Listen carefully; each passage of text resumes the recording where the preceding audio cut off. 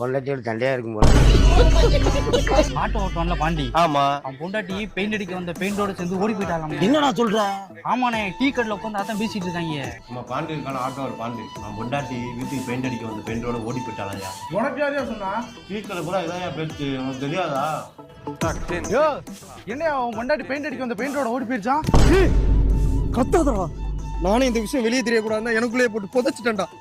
ஊருக்கே தெரியுமியா? யாரா சொன்னா? அந்த டீ கடைக்காரன் டீயை போட்டு கொடுத்து எல்லாத்தையும் சொல்லிக்கிட்டு இருக்கான். என் சட்டையை பிடிக்காம போய் அவன் சட்டையை பிடி. உன் வீரத்தை அங்க போய் காட்டுறா. காட்டேன்டா நான் யாருன்னு. எவன்டா அவன் கடையில? நானே பாண்டியனே. என்னடா பாண்டியனே, என் பொண்டாட்டி ஓடி போனது வெளியே தெரியாம வச்சிருந்தேன்டா. டீ போட்டு கொடுக்க சொன்னா என் பொண்டாட்டியை பத்தி ஊர் போயிட்டு உள்ள பேசுறதுக்கு கடை வச்சு நடத்தியாடா. கடையே இருக்காது.